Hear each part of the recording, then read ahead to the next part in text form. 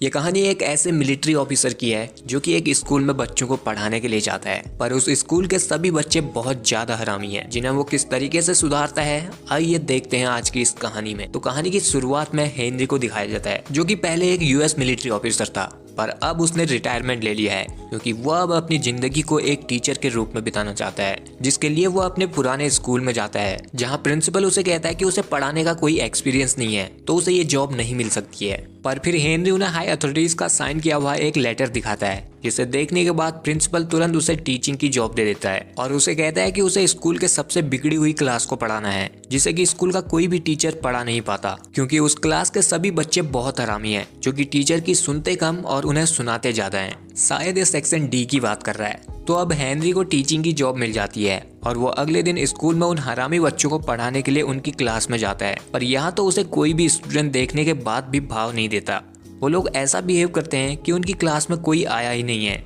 और सब अपनी अपनी मस्ती में लगे रहते हैं। कोई क्लास में सोया हुआ है तो कोई गिटार बजा के लड़की को इम्प्रेस कर रहा है और यहाँ तक कि कुछ स्टूडेंट तो यहीं पर स्टोव जला के मैगी बना रहे हैं। स्कूल थोड़ी चल रहा है, ये तो कैंपिंग चल रही है और बेचारे हेनरी की तो कोई इज्जत ही नहीं है। तो अब हेनरी उन सभी बच्चों का ध्यान अपनी तरफ करने के लिए उन सभी के कामों पर कमेंट्स पास करता है। ए सुनो, मैगी 2 मिनट में थोड़ी बनती है, 10 मिनट लगते हैं, और तू पबजी के मरीज इधर दिखा, अबे तू तो नूब है।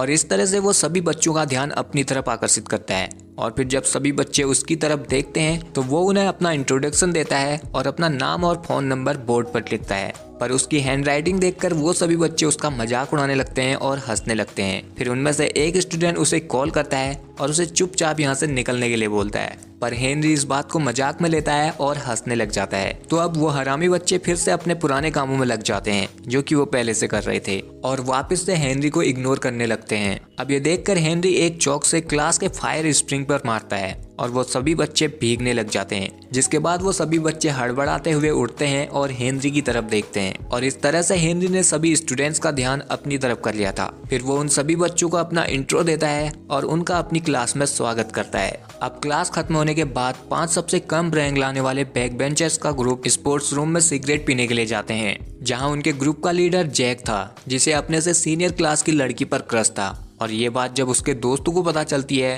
तो वो लोग उसका मजाक उड़ाने लगते हैं और तभी इधर स्कूल के अमीर और बिगड़े हुए बास्केटबॉल प्लेयर के बच्चों का ग्रुप आता है जो कि इन दोनों से बहुत चिढ़ते हैं और ये दोनों ही ग्रुप एक दूसरे के दुश्मन हैं। वो लोग जैक का मजाक उड़ाते हैं क्योंकि वो बेचारा बहुत गरीब है। साले मैं तुझे पहचान गया तू। इसके बाद जब वो बास्केटबॉल प्लेयर का ग्रुप अपनी प्रैक्टिस कर रहे थे तो इधर जैक भी उन्हें अपने दोस्तों के साथ देख रहा था। तो इधर जैक अपनी बेइज्जती का बदला लेने के लिए ग्राउंड पर एक बोतल गिरा देता है, जिससे बास्केटबॉल टीम का लीडर गिर जाता है और ये देखकर जैक और उसके सभी दोस्त उस पर हंसने लगते हैं। लेकिन ऐसा करते हुए उनकी इंग्लिश टीचर ने उन्हें देख लिया था और वो उन्हें पनिशमेंट दे देती है। अब पनिशमेंट से बचने के लिए वो स्टूडेंट टीचर के साथ एक प्रैंक करते हैं और उसके टेबल पर पानी गिरवा देते हैं। फिर जब टीचर अपने डेस्क को साफ कर रही थी तो वो लोग इस मौके का फायदा उठाकर यहाँ से भाग जाते हैं। फिर उधर हम स्कूल के प्रिंसिपल को देखते हैं जो कि बहुत परेशान है क्योंकि उसके स्कूल की रिपुटेशन अच्छी नहीं है, जिस वजह से एजुकेशन बोर्ड उनकी एनुअल फंडिंग में से 20% की कटौती करने वाला है। इसलिए स्कूल में एजुकेशन बोर्ड से कुछ लोग भी आए थे क्योंकि वो जानना चाहते थे कि क्या वो स्कूल सही से चला रहे हैं या नहीं और वो किस तरह से स्कूल में फंडिंग का इस्तेमाल करते हैं। अब हेनरी अपनी क्लास में उन बच्चों को पढ़ाने के लिए जाता है, पर उधर क्लास में उन सभी स्टूडेंट्स ने उसके साथ प्रैंक करने के लिए दरवाजे के ऊपर एक पानी का बकेट रखा था। पर जब हेनरी दरवाजे को खोलता है तो वो उस गिरती हुई बकेट को मारकर दूर फेंक देता है और ये देखकर वो सभी बच्चे हैरान हो जाते हैं। फिर हेनरी उन बच्चों को पढ़ाना शुरू करता है और जैक से उसका सिगरेट का पैकेट मांगता है क्योंकि उसे देखकर वो समझ गया था कि वो सिगरेट तो जरूर पीता होगा। तो फिर जैक उसे वो सिगरेट का पैकेट दे देता है और सोचता है कि ये क्या करने वाला है। अब हेनरी उसमें से एक सिगरेट निकालता है, उनमें से एक से पूछता है कि अगर उसने सिगरेट में कौन कौन से 3 इंग्रेडिएंट होते हैं इसका सही जवाब दे दिया तो वो आज क्लास स्किप कर सकता है। तो वो स्टूडेंट उसे वो तीनों इंग्रेडिएंट बता देता है और उन्हें एक टिप भी देता है कि अगर वो लोग इसे पेपर में बनाकर पिए तो बहुत मजा आएगा। तो अब हेनरी उस स्टूडेंट को आज की क्लास स्किप करने की परमिशन दे देता है क्योंकि उसने सही आंसर के साथ उसे एक टिप भी दी थी, जिसे देखकर वो सभी बच्चे अपनी डेस्क को बजाकर जिद करते हैं कि उन्हें भी क्लास स्किप करने का मौका मिलना चाहिए। तो अब हेनरी उन सभी स्टूडेंट्स को एक एक सिगरेट निकाल कर देता है और उनसे पूछता है कि सिगरेट पीने से क्या होता है। वो अच्छी तरह जानता था कि अगर उसने ऐसे ही सिगरेट पीने के नुकसान बता दिए तो वो लोग उसकी बात पर ध्यान नहीं देंगे, इसलिए वो उन्हें बताता है कि सिगरेट पीने से उनके फेफड़ों में तार कैसे जमता है। ये पहली बार था कि क्लास के सभी बच्चे उसकी बातों को ध्यान से सुन रहे थे और पढ़ने में अपना इंटरेस्ट दिखा रहे थे। फिर बेल बजने के बाद हेनरी उन सभी बच्चों को अपनी सिगरेट वापस करने के लिए कहता है और ना चाहते हुए भी जैक और उसके साथियों को भी सिगरेट वापस करनी पड़ती है। फिर उसी दिन कैफेटेरिया में बास्केटबॉल प्लेयर का कैप्टन जैक के एक दोस्त ब्रूस को गिरा देता है। फिर क्या था, इन दोनों ग्रुप की आपस में भसड़ चालू हो जाती है और वो लोग एक दूसरे पर कुर्सी टेबल सब कुछ फेंकने लग जाते हैं, जिसका नतीजा ये होता है कि हेनरी की क्लास के उन 5 बच्चों को टेम्परेरी सस्पेंड कर दिया जाता है, क्योंकि स्कूल अथॉरिटी उन 5 बच्चों को ही लड़ाई शुरू करवाने का जिम्मेदार मानती है। इसके बाद हेनरी जब प्रिंसिपल ऑफिस से बाहर निकलता है तो वो देखता है कि जैक अभी भी उन लोगों से लड़ रहा होता है। तो फिर हेनरी जल्दी से उधर जाता है और उन्हें रोकता है और जैक को शांत रहने के लिए कहता है, पर जैक गुस्से में कहता है कि यह स्कूल ही बायस्ड है, क्योंकि आज तक कभी भी स्कूल ने उन अमीर बच्चों को सजा नहीं दी थी। फिर उसी दिन स्कूल खत्म होने के बाद हेनरी उन 5 स्टूडेंट की फाइल देखता है ताकि वो उनके बारे में और जान सके। अब उनमें से पहले बच्चे का नाम जूफा था, जो कि एक पाकिस्तानी इमिग्रेंट का बेटा था, इसलिए उसके मुस्लिम होने पर उसके साथ भेदभाव किया जाता था और यहाँ तक कि उस पर उसके पड़ोसियों ने कई बार चोरी का पुलिस केस भी किया है। फिर भी इस सब के बावजूद जूफा को म्यूजिक बहुत पसंद था और उसका सपना है कि वो एक बहुत बड़ा म्यूजिशियन बने। दूसरे नंबर पर स्टूडेंट डेनन है, जिसके पिता उससे बिल्कुल भी प्यार नहीं करते, क्योंकि वो चाहते थे कि डेनन की जगह उनका बेटा पैदा हुआ होता तो बहुत अच्छा रहता, और इसी वजह से वो डेनन से बहुत नफरत करते थे। फिर जब डेनन का भाई पैदा हुआ तो वो उसे बहुत प्यार करते थे और उसे एक राजा बेटा की तरह ट्रीट किया करते थे, पर डेनन की बिल्कुल भी केयर नहीं करते थे। डेनन ने अपने पिता का प्यार पाने के लिए बहुत कोशिश की, जिसके लिए उसने लड़कों की तरह कार गेम खेलना और लड़कों की ही तरह जीना शुरू कर दिया था। यहाँ तक कि उसने अपने बालों को भी कटवा दिया ताकि उसके पिता उसे भी प्यार करे और उसकी केयर करे, पर इस सब से उसे कोई फायदा नहीं हुआ, जिससे डेनन को लगने लगा कि वो चाहे कुछ भी कर ले उसके पिता उससे नफरत ही करेंगे। इसके बाद ब्रूस और क्रिस नाम के 2 भाई थे, जिनकी माँ बचपन में ही किसी और के साथ भाग गई थी, जिस वजह से ब्रूस के पिता को शराब की लत लग गई और ब्रूस ने इस रियलिटी से बचने के लिए खुद को वीडियो गेम की लत लगा ली। अब उसके और उसके पिता का ध्यान क्रिस ही रखता था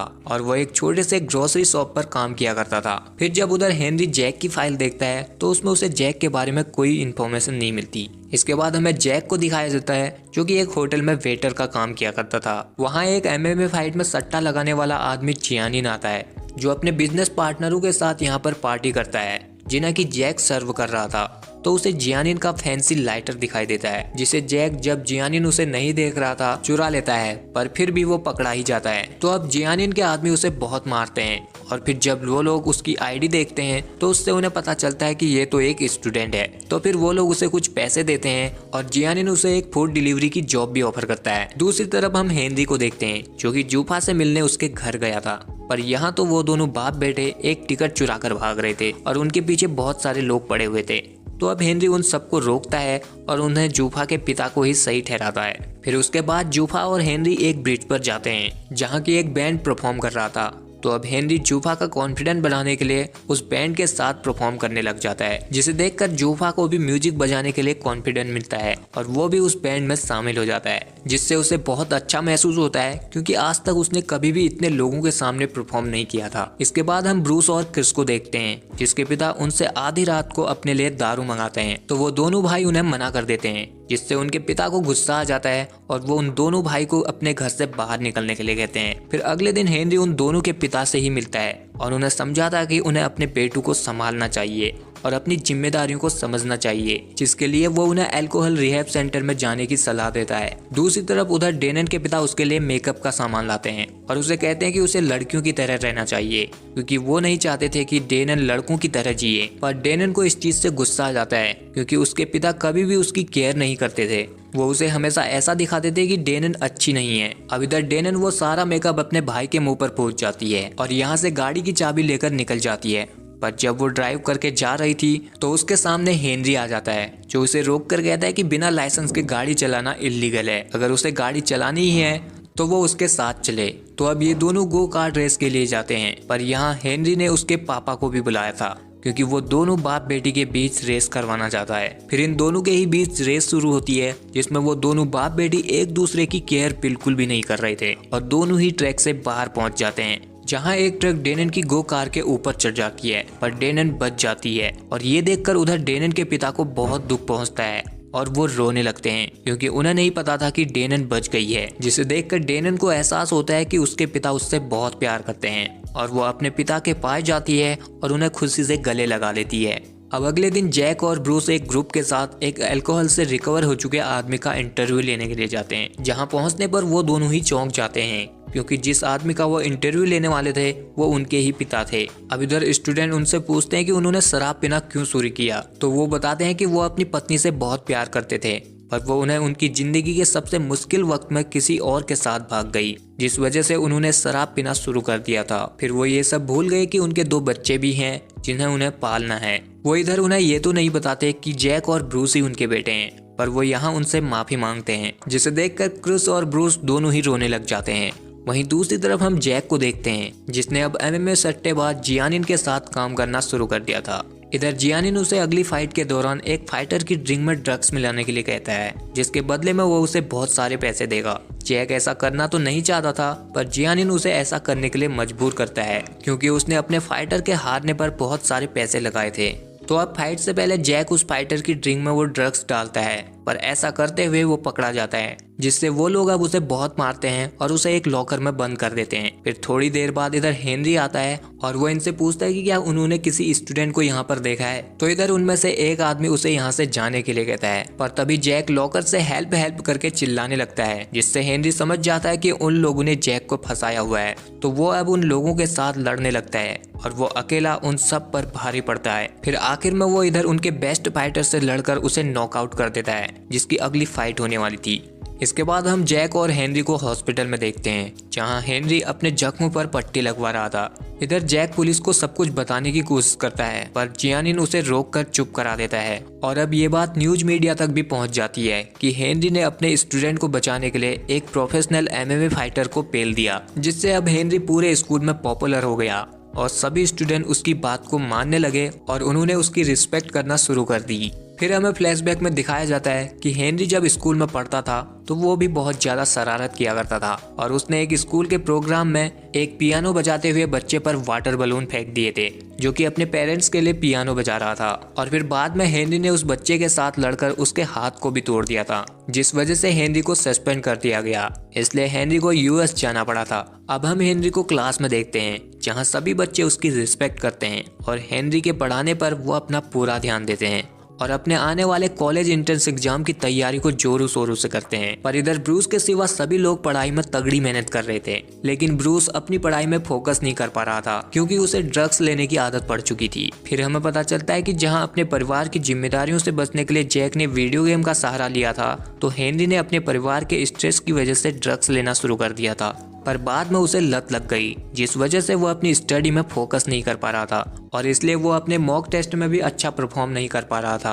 अब हेनरी उसकी ऐसी हालत देखकर उसकी हेल्प करने का वादा करता है, लेकिन ब्रूस की हालत वक्त के साथ और ज्यादा खराब होने लगी और वो डिप्रेशन में आकर अपनी बालकनी से नीचे कूद जाता है। जिसके बाद जब उसे हॉस्पिटल ले जाया जाता है तो पता चलता है कि वो अब कोमा में जा चुका है, और फिर इस बात को मीडिया तोड़ मरोड़ कर पब्लिक के सामने रखती है और ब्रूस के कूदने का ब्लेम स्कूल और हेनरी पर डाल दिया जाता है, जिस वजह से अब हेनरी को स्कूल एजुकेशन बोर्ड के पास बुलाया जाता है और वो लोग उसका टीचिंग लाइसेंस कैंसिल कर देते हैं। इसलिए अब हेनरी को स्कूल से जाना पड़ता है। पर जब वो स्कूल से जा रहा था तो स्कूल के बहुत सारे बच्चे उसे रोकने की कोशिश करते हैं, क्योंकि वो नहीं चाहते थे कि हेनरी स्कूल छोड़कर जाए, जिस वजह से वो बहुत दुखी थे। तो वो सभी स्टूडेंट अब ये डिसाइड करते हैं कि वो लोग अपने आने वाले एग्जाम में बहुत अच्छा परफॉर्म करेंगे और एजुकेशन बोर्ड के सामने ये साबित करेंगे कि हेनरी एक अच्छा टीचर है। इसलिए वो अब उस दिन से अपने आने वाले एग्जाम की तैयारी दुगनी मेहनत से करने लगते हैं। और फिर जब एग्जाम का दिन आता है तो जैक, ब्रूस और क्लास के सभी बच्चों को हेनरी के फोन से मैसेज आता है कि वो उनसे स्कूल में एग्जाम से पहले मिलना चाहता है। फिर जब सभी बच्चे स्कूल में पहुंचते हैं तो इधर पता चलता है कि ये सब तो जियानिन का किया धरा है, क्योंकि वो हेनरी को सबक सिखाना चाहता था। वो अब इन सभी स्टूडेंट को स्कूल में कैद कर देता है ताकि वो लोग अपना एग्जाम ना दे पाए और हेनरी दोबारा से स्कूल में वापस ना पाए। पर कुछ देर बाद हेनरी जब स्कूल पहुंचता है तो उसे यहाँ जियानिन के बारे में सब कुछ पता चल जाता है कि उसने स्टूडेंट को अपने कब्जे में किया है। तो वो अब जल्दी से जियानिन की तरफ जाता है और उसके सभी आदमियों से लड़कर सभी स्टूडेंट को आजाद कर देता है। फिर वो स्टूडेंट अपना एग्जाम देने के लिए यहाँ से जल्दी से जाते हैं। पर इधर हेनरी अभी भी जियानिन से लड़ रहा था। अब लड़ाई के दौरान ही जियानिन उसे बताता है कि वो वही लड़का है जिसके हाथ को बचपन में हेनरी ने तोड़ दिया था और उसकी ही वजह से वो कभी म्यूजिक कंपटीशन में नहीं जा पाया और उसके बाद से उसने कभी भी पियानो नहीं बजाया और वो इस सब का कारण हेनरी को मानता था। हेनरी उसे समझाने की कोशिश करता है पर वो फिर से हेनरी पर अटैक कर देता है। लेकिन आखिर में हेनरी जब उसे एक नाइफ से मारने वाला था तो वो रुक जाता है और उससे अपने बचपन में की हुई गलती के लिए माफी मांगता है, जिसके बाद वो यहाँ से चला जाता है। उधर हम सभी स्टूडेंट को देखते हैं जो कि एग्जामिनेशन हॉल में पहुंच चुके थे और वो अपना एग्जाम दे देते हैं। फिर कुछ हफ्तों बाद जब उनका रिजल्ट आता है तो वो बच्चे सभी अच्छे नंबरों से पास हुए थे, जिस वजह से उनका स्कूल काफी हाई रैंक पर पहुंच जाता है। इसलिए एजुकेशन बोर्ड भी उनके स्कूल को 20% एक्स्ट्रा फंड दे देता है, जिससे स्कूल का प्रिंसिपल बहुत खुश हो जाता है। फिर उधर हम जियानिन को देखते हैं जिसने अब वापस से पियानो बजाना शुरू कर दिया था और दूसरी तरफ ब्रूस भी जल्दी से रिकवर हो रहा था और वो प्रॉमिस करता है कि वो अगली बार एंट्रेंस एग्जाम जरूर देगा। फिर इसके बाद हम स्कूल में हेनरी को वापस देखते हैं और वो अपने अगले बैच के स्टूडेंट पर फायर स्प्रिंग की बारिश करता है और यहीं पर ये कहानी एंड हो जाती है। सो गाइज, अगर आपको ये वीडियो पसंद आया है तो इस वीडियो को लाइक शेयर के साथ हमारे चैनल को सब्सक्राइब जरूर कर लेना। बाकी मैं मिलता हूँ आपसे अगली वीडियो में, तब तक के लिए आप हमारे चैनल की और वीडियोस को भी देख सकते हैं।